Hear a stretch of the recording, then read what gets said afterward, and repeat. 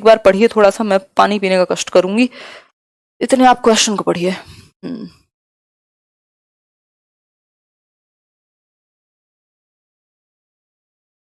हाँ शुभम, बिल्कुल मैं केयर करूंगी, कोई दिक्कत वाली बात नहीं है ना। अरे चीजें ठीक हो जाएंगी, थोड़ा सा थोड़ा बहुत तो रहता ही है यार, थोड़ा बहुत स्ट्रेस लेवल भी रहता है जो कि ऑब्वियस है, तो ये सब चीजें तो ठीक हो जाएंगी कभी कभार, ठीक है, मतलब आई विल मैनेज, कोई दिक्कत नहीं है।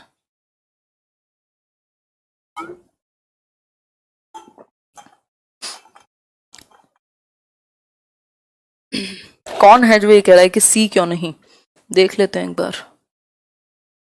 या ग्राफ पेपर से आप बेसिकली, मतलब मुझे लगता है कि जो जियो बोर्ड है वो ज्यादा बेहतर काम कर पाएगा। अगर यही बात जो डेसिमल में मल्टीप्लिकेशन की होती तो ग्राफ पेपर ज्यादा उसको बिल्कुल माइन्यूट तरीके से दिखा पाता, है ना। जियो बोर्ड पर आप शेप्स बहुत अच्छे से दिखा सकते हो बिल्कुल, यूज करके एक थ्रेड का या जिस भी चीज का, तो ये कॉन्क्रीट रूप है अपने आप में। क्वेश्चन नंबर 8 है, which of the following can be used as learning resources for visually challenged in a mathematics classroom. फिर से आपको 3 चीजों के सेट दे दिए, और इस सेट में आप क्या करेंगे, आपको बेस्ट सेट चूज करना है किस बच्चे के लिए, वो बच्चा जो विजुअली चैलेंज्ड है, जो दृष्टि बाधित है, जिसको देखने में प्रॉब्लम होती है। तो आप टाइलर्स अबेकस, अबेकस होता है ना बच्चे, आप वो छोटी छोटी उसमें सर्कल जैसे छोटे छोटे गोले होते हैं, ऊपर नीचे कर सकते हैं, वो कैलकुलेशन में बड़ा मदद करता है ना। फ्रैक्शन किट, नंबर चार्ट, या फिर नंबर चार्ट, कंप्यूटर, जियो बोर्ड, टेलर्स अबेकस, कंप्यूटर या जियो बोर्ड, या फिर कंप्यूटर, नंबर चार्ट और जियो बोर्ड। फटाफट से आंसर कीजिए। देखो जो बच्चा देख नहीं सकता, आप उसको कोशिश करेंगे या तो सुन पाए या फिर टच कर पाए, है ना।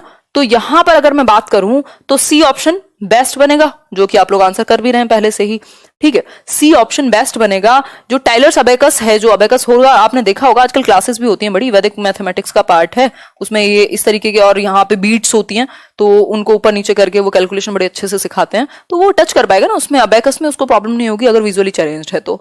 दूसरा, अगर मैं बात करूं कंप्यूटर की, तो कंप्यूटर में ऑडियो वाला जो कैसेट है या चीजें हैं वो सुना सकते हो आप उसको, इवन ब्रेल का भी आजकल यूज होता है कंप्यूटर के थ्रू, और जियो बोर्ड तो है जिसको टच कर सकेगा, तो इसलिए तीनों ऑप्शन बेस्ट बनते हैं। बाकी के जो चीजें, नंबर चार्ट, जब देखने में प्रॉब्लम है नंबर चार्ट को कैसे देखेगा, है ना। कंप्यूटर एक बार को ठीक था, जियो बोर्ड ठीक था, लेकिन ये नहीं ठीक बैठ पा रहा, यहाँ पे भी नंबर चार्ट खराब है, यहाँ भी नंबर चार्ट खराब है, तो इस तरीके से आप एलिमिनेट कर सकते हो कि भाई 3 चीजें हैं, एक तो हो ही नहीं सकता, तो ये ऑप्शन तो गया, ठीक। क्लियर हो गई जी बात, आगे बढ़ा जाए। 2 क्वेश्चन और रहते हैं आज के लिए, और अगर मैं बात करूं तो क्वेश्चन नंबर 9 है आपके सामने, which of the following statements is true in the context of teaching measurement to primary class students. मतलब कि अगर मैं बात करूं कौन सी एक बात ठीक है, मेजरमेंट जब आप पढ़ा रहे हैं ना, माप जिसको कह रहे हैं, ये माप का टॉपिक पढ़ा रहे हैं आप प्राइमरी क्लास के बच्चों के लिए, तो कौन सी बात ठीक होगी। पहला ऑप्शन है, स्क्रीन क्लियर नहीं आ रही, लेट मी चेक, मुझे ऐसा नहीं लगता है, फिर भी आप आंसर कीजिए एक बार इसका ऑप्शन पढ़ के, मैं इतने चेक कर लेती हूँ। 4 ऑप्शन है आपके सामने कि मेजरमेंट यानी माप को आप किस तरीके से पढ़ाएंगे। सब क्लियर है यार, बढ़िया, एकदम मस्त चल रहा है, ऐसी बातें थोड़ी ना करते हैं, है? पहला ऑप्शन है, non standard measures should be followed by standard measures, मतलब मानक उपायों के बाद गैर मानक उपायों का पालन करें। मानक उपाय क्या है, स्टैंडर्ड यूनिट से स्टैंडर्ड मेजर्स, जैसे आप लीटर लेते हैं, एक प्रॉपर 1 लीटर की आपने एक क्वांटिटी का वो बीकर लिया हुआ है जो भी है, जिसमें 1 लीटर ही आएगा, उसमें दिखा रहा है 200 ml, 300 ml, 400 ml, 500 ml। एक नॉन स्टैंडर्ड यूनिट क्या है, कुछ भी आपने एक मग ले लिया और अज्यूम कर लिया कि इसमें इतना आ जाता होगा, ठीक। दूसरा है, only non standard measures should be used, या फिर ओनली तो बहुत ही बेकार हो जाता है, ये मैंने आपको पहले भी डिस्कस किया, एक्सट्रीम में अगर ऑप्शन लेके जाए तो बहुत रेयर ही सही होगा ओनली वाला।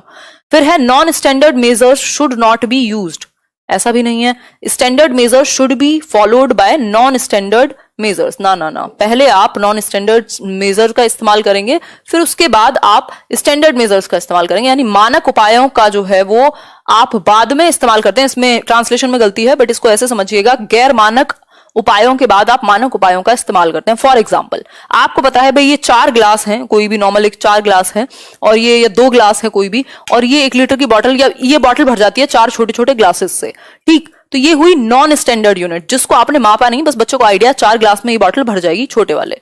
फिर जब आप उसको ये क्वांटिटी, स्टैंडर्ड यूनिट क्या होगी, जब आप उसको बताएं भाई 250 ml आएगा 1 ग्लास में, 4 डालोगे जब जाकर के 1 लीटर हो जाएगा, ठीक, तो वो हुई स्टैंडर्ड यूनिट, क्योंकि आपने बताया ये 1 लीटर की है, उससे पहले उस 1 लीटर से कोई मतलब नहीं था, उसे 4 ग्लास से मतलब था और इस बॉटल से मतलब था।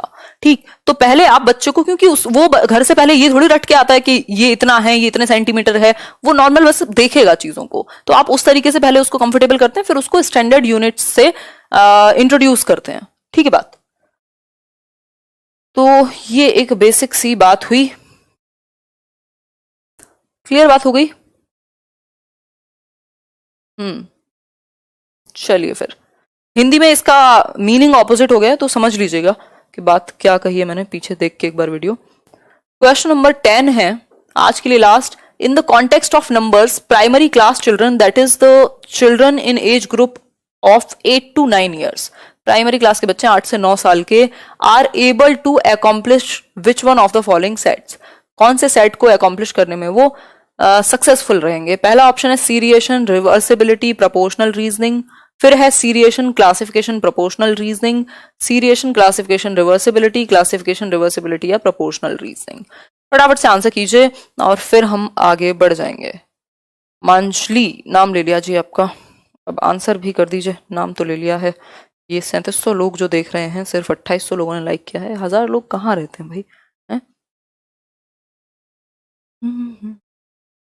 क्लियर नहीं है, आपके इंटरनेट में प्रॉब्लम है।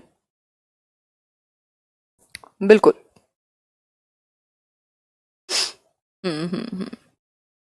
नेक्स्ट आंसर आ रहे हैं यार, देखो इसका जो बोर्ड ने आंसर माना है एज पर माय अंडरस्टैंडिंग वो है सीरिएशन, रिवर्सिबिलिटी और प्रोपोर्शनल रीजनिंग।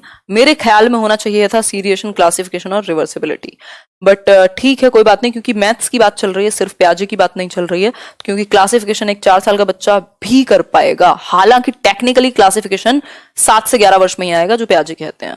पता नहीं इन्होंने क्या दिमाग लगाया है, फिर भी मैं एक बार चेक करूंगी, आप भी चेक कर लेना, लेकिन अभी के लिए हम इसका आंसर ए ही मानेंगे। ठीक है, क्यों? क्योंकि 4 साल का बच्चा भी क्या है, कलर के बेसिस पे चीजों को इधर उधर बांट सकता है, और वही उसके लिए क्लासिफिकेशन हो गया।